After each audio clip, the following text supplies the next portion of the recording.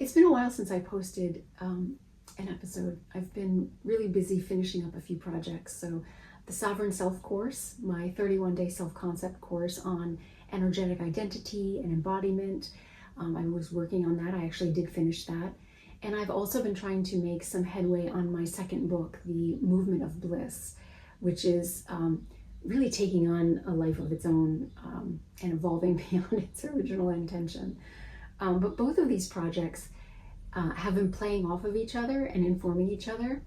And the whole process has been having quite an unexpected transforming effect on me as I was working on them. And I am happy to announce that the Sovereign Self course is now live and open for enrollment. And I've had such a great time creating it. And I went through the process myself as I was writing and creating it and arranging it. And it has deeply, deeply affected me and actually has changed both my mind, my inner life, and my outer reality in really unexpected and significant ways. And I trust that it will affect you in a similar way if you let it. So if you are ready for a significant self-concept overhaul and life transformation, the link to more information and to sign up is below. So today we're going to talk about desire and attachment and the much discoursed around raga and dvesha, attachment and aversion. Because desire, attachment, and aversion all have really extensive tendrils and roots that stretch very deep into every aspect of your being on every level. So it's really a huge topic. So I'll try to be as concise as possible, but well, it's not going to be exhaustive, but I'll try to cover the main points as much as possible. So let's get into it. Think about a time when you had a very clear desire to do something, right? You had a compelling vision or an idea that was really attractive and exciting for you.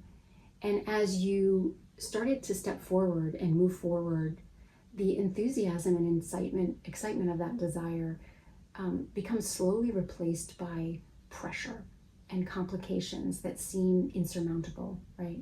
Maybe they're plagued by fear or doubt or even anxiety and conflict. So then you start to wonder, right? The mind is always doing its thing. Maybe this wasn't such a good idea. It's overcomplicated. It's become a mess, or it's too difficult. You wish that this or that person wasn't involved, or they're running it for you, right? Or you wish it could be unfolding in a different way. So you question if it's not meant to be, or is it maybe not the right time, right? Why is it not working or showing up? And before you realize it, that once beautiful and exciting desire has become a source of suffering and dread, right? So this kind of experience exemplifies how desire gets kind of muddled by attachment and aversion, right? And understanding how this happens and then training yourself how to stay in a pure place in relationship to desire is actually absolutely crucial for conscious creation. So let's talk a little bit about pure desire. So desire, desirelessness, and its function is pretty misunderstood in many circles. But the truth is that desire can be a sacred and powerful force because it's actually an unbiased and unconditioned movement of energy, of Shakti, right? It's what compels energy and matter toward creation. Desire, when clean or Niranjani, unsullied, so to speak, is innocent and delightful, and it springs forth and invites and draws forth, right? It magnetizes and catalyzes. It doesn't grasp at anything. It more so like collects, right? It's not a quick grasp. It's more of a measured and conscious, so here's this thing. That's for me. Thank you. I'll take that. I'll allow that. I'll move with that. I'll allow myself to be moved by that. It inspires you into and co-creates your highest alignment. Because the energy of life itself wants to fulfill you by moving through you, which is really lovely. Right? But in the broader spiritual and philosophical traditions, especially through the lens of yogic and tantric and non-dual wisdom systems, when we dive into their nuances, we can start to find desire is not inherently a problem, right? It's actually an intense, valuable, and quite a high path, okay? So desire in the classical yogic traditions like Patanjali's Yoga Sutras, when married with attachment, is seen as an obstacle on the path, right? Desire with attachment is seen as one of the kleshas or afflictions, which when tussled with, it inevitably results in unrelenting suffering. So then Patanjali says you must still the mind and detach from the mind, right? Yoga chitta vritti nirodha, the endless arising and falling of the associative mind stuff, and detaching from the resulting pleasure and pain or drama caused by the perpetuation of an attachment to the thoughts, right? And instead, you rest in the gentle and peaceful, pure awareness that is undivided consciousness. Because if desire arises from ignorance of our own true nature and identification with and attachment to the ego self, then liberation would come about through transcendence of or detachment from all craving and desire, and therefore also attachment and aversion, right?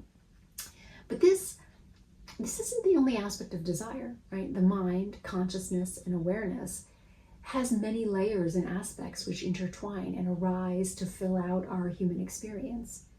So in Kashmir Shaivism, desire in its pure form is simply the Shakti in motion. Desire is not rejected. It's seen as sacred.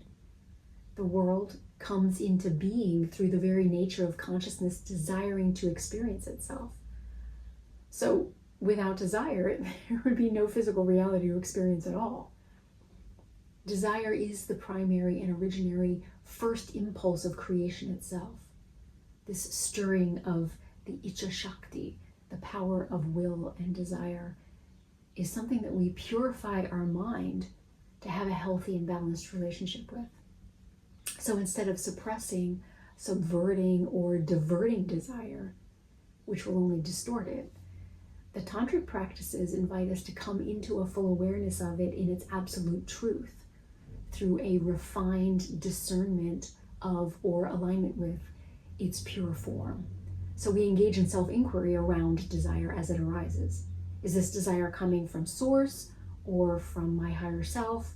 Or is it coming from egoic craving? Was it conditioned into me? Is it dispassionate? Can I take it or leave it without emotional consequence?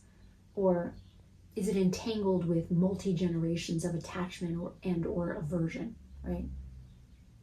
Abhinavagupta wrote, desire is the very movement of the self toward its own expansion, which is what we refer to as a pure desire, right? Not tainted by attachment or aversion.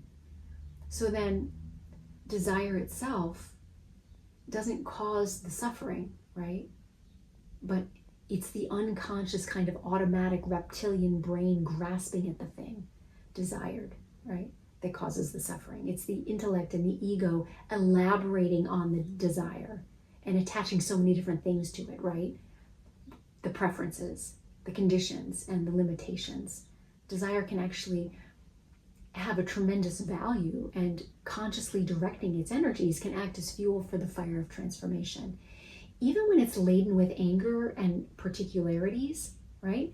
Because if you're watching it and you're aware that all experience here is not a thing to be repressed, but has a very important function and utility on the spiritual path, experience is our education, right? Life is our school. So then when desire is freed from this grasping and fixation, when it's used as fuel through observation and self-inquiry and the watching of the mind and the proprioceptive awareness through direct experiencing, it has the potential to grow into the energy of compassion, right? Very deep understanding, empathy, and clarity, right? Because you're watching it, how it happens. Oh, I see that now. And, well, Bhakti Yoga uses this desire for the divine and desire for union as the highest path.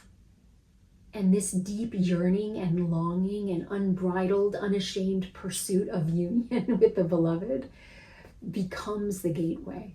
right? The poet saints, Mirabai and Rumai and Tagore, they all express their experience of desire as an inferno or an all-consuming holy fire, and elaborate on the pain of separation as the most exquisite agony, right? And if you've ever had those experiences of having that longing ignited in you and the pain and agony in relation to the divine, you know that it's quite an intense experience, right? And there's nothing quite like that. I want only to see you. I want only to merge into your being, right? So then the problem is not desire itself, but it's where you direct it. If you direct it toward the ephemeral, the transitory, the short-lived, limited things of this world, then you're wasting it and you're bound for experiences of suffering. But if you direct it toward the eternal, the divine, to the extent that you do merge with it, bliss and ecstasy is assured, right? It's for real, for real, for real. So now in non-dual traditions, we cultivate an awareness of desire without an other or opposite thing to desire or unite with, right? Here, the self does not and has never lacked anything, because it is not and has never been divided into two, one and another. This practice, the non-dual practice, encourages you to remain in the originary state, which is quite a challenge because as a being in a form, we inherently perceive self and other with which we are intermingling, and only through extensive purification practices can we adjust our understanding and direct experience of desire as an experience of union without separation or lack. In this experience, desire arises as it naturally does, but it doesn't bind us, right? It becomes God's Leela, the divine play, and life becomes a hall of mirrors in which we are always only ever seeing and interacting with our own self in various forms, in this illusion of an other, which is not actually other at all, right? So all this to say that desire is not the enemy, right? Our misunderstanding of it and misidentification with it, the complicated condition it creates, separation or belief in an other, is the disconcerting and confusing thing. So we can transcend it and attenuate our tendency to desire and therefore attach to this other, which causes suffering. We can train ourselves to see it as a sacred force of creation and the blissful movement of the Shakti. Right? And we can work with our cravings and their resulting suffering, transforming our experience into compassion. We can experience desire as an exquisite and holy longing and cultivate a deep and profound yearning for union as the path itself, delighting in the divine play and observing the movement of desire while practicing non-attachment to it, right? Or you can not consciously engage with it at all and allow it to toss you about on its stormy seas, right? But whichever path you choose, based upon which feels most true to you or in resonance with your disposition, right? Desire is a significant force, or it wouldn't be so extensively philosophized and discoursed around. It really is a hot topic. So let's talk a little bit about these things which tend to come along with desire, attachment and aversion, right? Because it's when we start to cling or push away, when our identity, our worth, our safety gets entangled with the having or not having or other related outcomes, that things start to get screwy, right? Because that's not really pure desire anymore. It's desire bound up with or entangled with attachment. And attachment often comes from fear, entitlement, right? Expectation, preferences, and other particularities, right? It's often springing forth from a much deeper wound, right? I need this to happen so I can finally be okay, feel okay, be validated, praised, reassured, comforted, that I did the right thing, right? Got what I wanted, right? In yoga philosophy, this is called raga, one of the 5 kleshas or afflictions, which make up some of the root causes of suffering. Raga is often spoken about with dvesha or aversion. Attachment and aversion are 2 sides of the same coin, right? Attachment to pleasure or the desired person, place, thing, or outcome, and aversion or pushing away things that we deem as undesirable, pain or discomfort, exposure, conflict, attention, etc., right? Now, both of these things can be healthy or unhealthy depending upon the context, frame of reference, or approach, right? However, both arise from avidya or ignorance or misperception or misunderstanding of the true nature of reality, being caught up in the lila and fully immersed in the maya illusion of it all, right? Convinced that it's real, but it's not. Because ultimately, all of it exists in consciousness, and consciousness is undivided. Now, why do I think it's important to talk about all this? Because these are the perceptual distortions, right? The afflictions, the cloaks, and the veils that determine how we move through the world, how we interpret and respond to all the things. And therefore, they significantly distort the energy that we radiate out and otherwise send out into the world around us, to other people, and to the larger, all-pervasive field, right? So when we talk about our vibration or resonance or even coherence, desire, attachment, and aversion contribute to these to a large degree, right? And they determine what that vibrational frequency contains and how it in turn manifests. So what about this field and the mechanics and how what arises and what dissolves? Creation and dissolution are another part of one of the primary movements of the Shakti or the Shiva, right? Desire, purified by spiritual practice and held in a space of clear perception, actually accesses and opens into the field. And it allows for the arising of unburdened and unrestricted creation. Attachment, on the other hand, delineates and divides and limits and determines to a profound degree how we experience it, right? So therefore, attachment and aversion dissolves potentiality considerably. So do you see how that happens? So letting go doesn't mean giving up on the desire. It means letting go of the attachment to particular ways of perceiving creation and dissolution, ways of moving with aversion, disdain, and the resulting revulsion associated with particular ways of perceiving, right? Not getting or getting something instead, right? That we won't be happy with, won't be to our liking or preference, right? It doesn't mean renouncing what you love. It means releasing by seeing through all the thought forms that are distorting reality into desirable, undesirable. I want this, I don't want that. Attraction, revulsion, good, bad, right, wrong, me, not me. That we project upon the undivided essence of consciousness itself, which contributes to the furthering of the neediness, the time pressure, or even the perception of time. The story that your value depends on it, that it means this or that, and that it has come about in a certain way, right? Did you see that? The desire becomes most magnetic and powerful when you can hold it in your awareness with open hands and a peaceful heart, right? Your desire comes into being most freely when you release it into the inevitability of creation, asserting, what I want is inevitable, while restraining the mind's tendency to immediately inundate it with the typical thought streams, which generally follow the impulsive desire, right? The doubting, the worrying, the waiting, the impatience, the questioning, the planning. It should be this way and could be that way and would be this way or that way if it wasn't for this or that other thing, right? And then only if blah, blah, blah, right? And maybe this isn't going to work.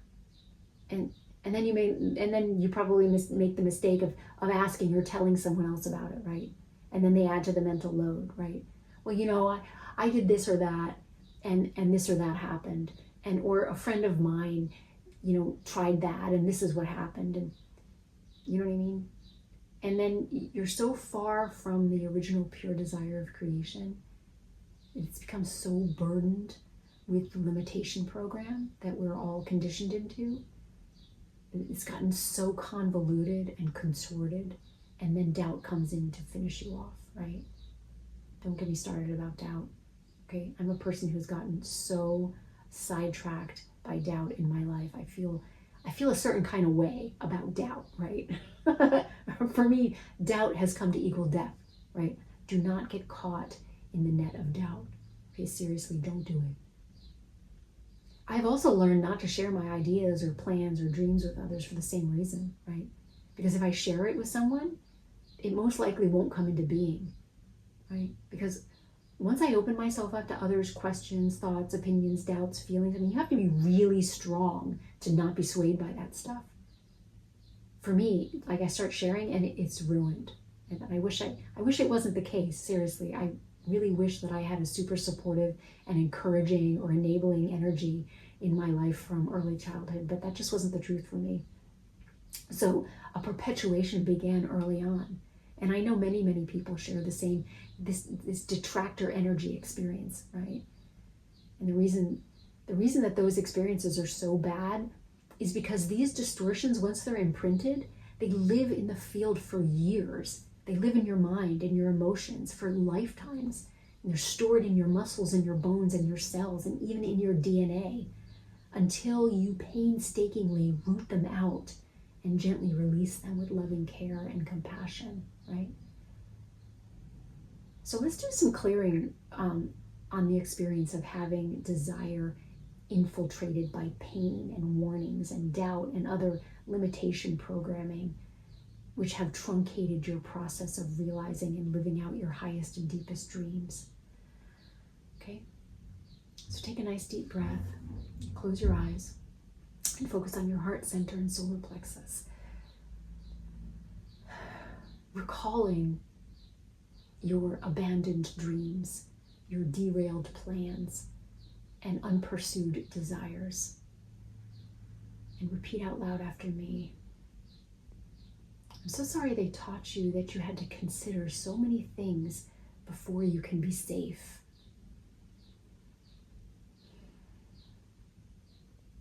I'm so sorry they made you believe desire was dangerous. I'm so sorry they punished you for wanting too much or for wanting anything at all.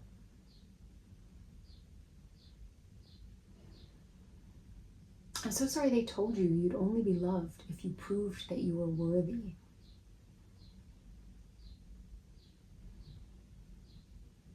I'm so sorry they introduced doubt and limitation into your dreams. I'm so sorry doubt derailed you.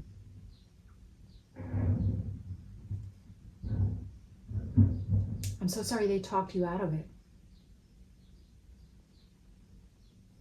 I'm so sorry you allowed yourself to be talked out of it. I'm so sorry you didn't know any better.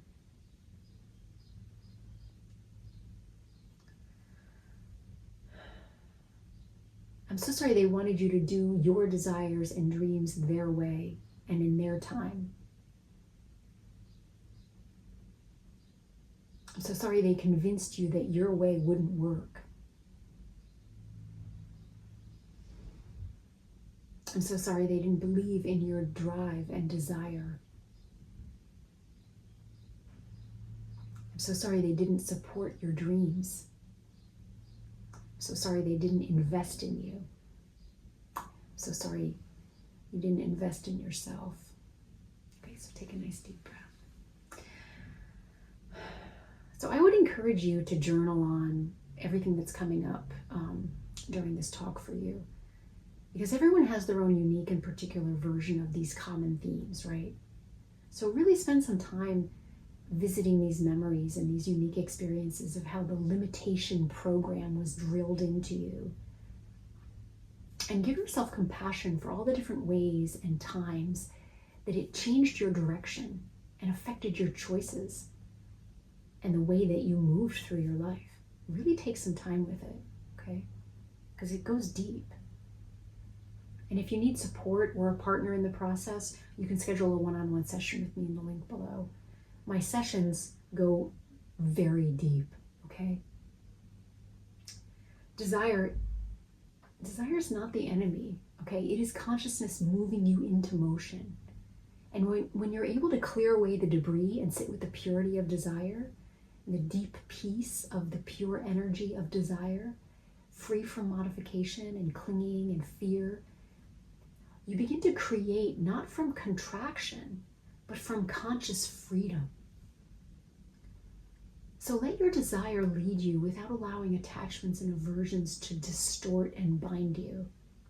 Because before all that, before all this, before everything, your desires are very close to your soul, to your heart, and to the core of your being. Your pure desires want to come into being. Creation is inevitable.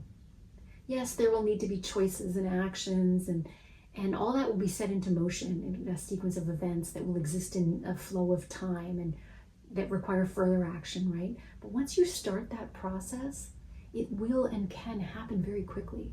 Whoosh. And all of a sudden you're stepping into the future, right? It can be this way for you.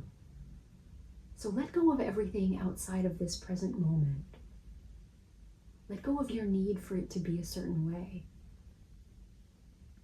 And all of the thoughts that like slice it up into a million pieces, right? Let go of your attachments and aversions and embrace what wants to come into being through you. So that it will, right? Thank you for joining me today. Until next time.